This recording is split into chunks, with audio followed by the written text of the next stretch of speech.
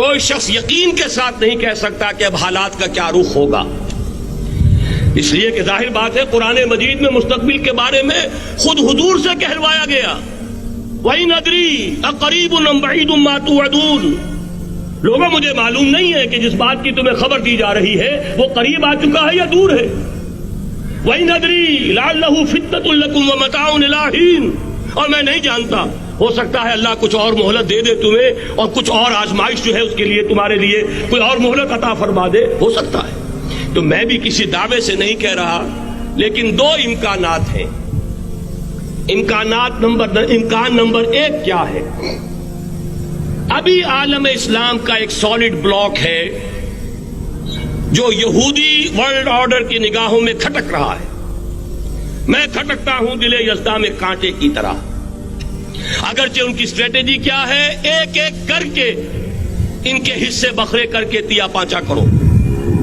ابھی وہ بلاک کون سا ہے؟ ایران ہے، افغانستان ہے، پاکستان ہے، اور روسی ترکستان سے آزاد ہونے والی جو ریاستیں ہیں، یہ ایک سالڈ بلاک۔ یہ عجمی مسلمان عربی نہیں، عربی گئے، یہ نوٹ کر لیجئے، اس لیے کہ عربوں کو اللہ نے فضیلت دی تھی، محمد ان میں سے تھے صلی اللہ علیہ وسلم، یہ رتبہ بلند ملا جن کو مل گیا۔ لیکن ساتھ ہی اللہ نے دھمکی بھی دے دی تھی سورہ محمد میں، ان تتولوا یستبدل قوما غیرکم، اگر تم پیٹھ دکھا دو گے اس مشن کو جو ہم نے تمہارے حوالے کیا ہے، تمہیں ہٹائیں گے، کسی اور کو لے آئیں گے۔ اور یہ بات ہو چکی ہے 13ویں صدی عیسوی میں، 1258 میں جب سقوط بغداد ہوا ہے، عربوں کے ہاتھ سے عالم اسلام کی قیادت چھین لی گئی، معزول کر دیا۔ اس کے بعد قیادت کن کے ہاتھوں میں آئی؟ ترکوں کے ہاتھ میں۔ ترکان تیموری ہندوستان میں، ترکان صفوی ایران میں، ترکان سلجوقی مڈل ایسٹ میں، اور ترکان عثمانی کا تو کہنا ہی کیا ہے، وہ ایشیا مائنر سے چل کر آپ کو معلوم ہے کہ مشرقی یورپ کا کتنا بڑا علاقہ، دی گریٹ آٹومان امپائر اس صدی کے آغاز تک قائم تھی۔ اس صدی میں عجیب عجیب معجزے ہوئے ہیں۔ گریٹ آٹومان امپائر جو 3 بر اعظموں پر محیط، نام و نشان ختم۔ The great U S S R, نام و نشان ختم۔ اب تو روس صاحب ایک ملک کی حیثیت سے رہ گئے۔ یہ اس صدی میں دو اور وقت نہیں ہے میں اور آپ کو کیا بتاؤں، اس صدی میں تو بڑے بڑے عجیب عجوبے ہوئے ہیں، بڑی بڑی 2 عظیم جنگیں ہو چکی ہیں، تیسری جو ہے سر پر کھڑی ہے، دور نہیں ہے، جس کو حدیث میں کہا گیا ہے الملحمۃ العظمی، تاریخ انسانی کی عظیم ترین جنگ، اور وہی صلیبی جنگ جس کا آغاز بوسنیا سے ہو چکا ہے۔ بہرحال اس وقت جو میں کہہ رہا تھا، ورنہ میرے پاس تو یعنی یہ کہ درد دل کہنے کے لیے وقت نہیں ہے، مجھے اپنی بات کو محدود کرنا پڑ رہا ہے، لیکن میں اب آ رہا ہوں اصل موضوع کی طرف، کہ ایک امکان تو یہ ہے کہ اس بلاک میں اسلام کا احیاء ہو،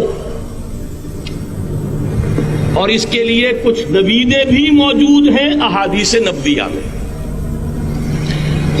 وہ تو آپ نے سنا ہوگا اقبال کا شعر، میرے عرب کو آئی ٹھنڈی ہوا جہاں سے، میرا وطن وہی ہے، میرا وطن وہی ہے۔ حدیث میں آتا ہے یخرج ناس من المشرق یؤتون للمہدی، یعنی سلطان ہی، مشرق سے فوجیں نکلیں گی کہ جو کہ مہدی کی حکومت قائم کریں گی، اور یہ ہوں گے حضرت فاطمہ کی نسل ہی سے رضی اللہ تعالی عنہا، لیکن عالم عرب کے اندر پھر ایک طاقت بن کر ابھریں گے، باطل کی قوتوں کے خلاف جہاد کریں گے، لیکن ان کو مدد آئے گی 2 طرف سے، ایک زمینی مدد آئے گی مشرق سے، ایک آسمانی مدد آئے گی، عیسیٰ ابن مریم کا نزول، حضرت مسیح علیہ الصلوۃ والسلام جو زندہ آسمان پر اٹھائے گئے تھے نازل ہوں گے، اور در حقیقت ان 2 مددوں کے نتیجے میں پھر یہود کا قلع قمع ہوگا، اور یہی گریٹر اسرائیل ان کا گریٹر گریو یارڈ بن کر رہے گا، عظیم تر قبرستان بن کر رہے گا۔ اس کی بڑی واضح حدیثیں موجود ہیں، اس کی بڑی تفصیلی خبریں موجود ہیں، یہ احادیث کی کتب کے اندر، بدقسمتی سے ہماری اس کی طرف توجہ نہیں۔ ایک تو یہ ہو سکتا ہے، اسی طریقے سے ایک اور حدیث ہے، یخرج من خراسان رایات سود، اور یہ مسلم شریف کی روایت ہے، نوٹ کیجئے گا، نہیں ترمذی شریف کی روایت ہے، یخرج من خراسان رایات سود لا يردها شيء حتى تنصب بإيلیا، اور خراسان حضور کے زمانے میں آج کے افغانستان کا نام تھا، جتنا خون یہاں پر خلوص کے ساتھ دیا گیا ہے اس کی مقدار بھی کم نہیں ہے. یہاں سے خیر برآمد ہوگا. اور دوسری بات اپنے بارے میں نوٹ کر لیجئے, یہ پاکستان, بچا کھچا Pakistan, what remains of Pakistan, یہ اصل میں ہے کیا؟ مولانا بہت خوبصورت انداز میں فرما رہے تھے, یہ 313 نہیں تھے, اسلام تھا. اسی طرح نوٹ کیجئے, پاکستان نہیں ہے, 4 صدیوں کی تجدیدی مساعی کا حاصل ہے. آپ نے کبھی نوٹ کیا ختم نبوت کے بعد اب سب سے اونچا منصب کس کا ہے؟ مجددین. سنن ابی داؤد کی روایت, ان اللہ یبعث فی هذه الامہ علی راس کل 100 عام من یجدد لها دینها. اور نوٹ کیجئے کوئی بات ہے, 1000 برس تک سارے مجدد عالم عرب میں پیدا ہوئے. جیسے ہی دوسرا 1000 سال شروع ہوا, الف ثانی کا مجدد اعظم شیخ احمد سرہندی کہاں تھا؟ صنم خانہ ہند میں حاضر ہوا. میں شیخ مجدد کی لحد پر, وہ خاک کے ہے زیر فلک مطلع انوار, گردن نہ جھکی جس کی جہانگیر کے آگے, جس کے نفس گرم سے ہے گرمی آرار. وہ پھر 12ویں صدی کا مجدد اعظم امام الہند شاہ ولی اللہ دہلوی, 13ویں صدی کا مجدد اعظم سید احمد بریلوی, اس کے خون کا امین اور اس کے ساتھ کے شہداء کے خون کا امین, ان کے جسموں کا امین. آپ کا خطہ ہزارہ, آپ کا خطہ سوات, اس میں ان کی جانیں ہیں جو دی گئی ہیں. اور وہ نہایت میں آپ سے عرض کر دوں, دور صحابہ کے بعد اتنا خالص اسلامی جہاد پوری مسلمان تاریخ میں نہیں ملے گا جتنا وہ تحریک شہیدین کا.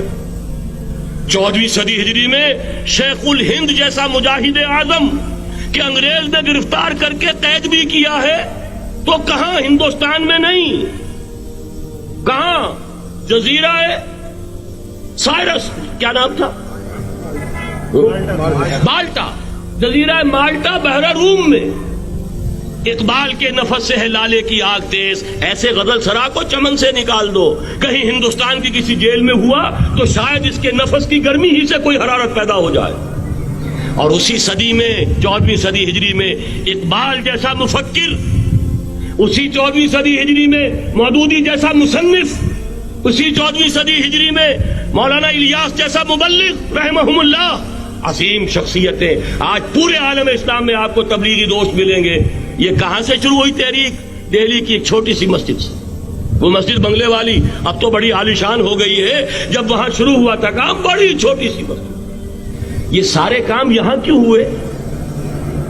پورا عالم اسلام آزاد ہوا, کہیں نعرہ اسلام کا نہیں لگا, کہیں عرب قومیت پر, کہیں کسی اور عصبیت پر تحریکیں چلی ہیں. صرف تحریک پاکستان تھی کہ پاکستان کا مطلب کیا؟ لا الہ الا اللہ.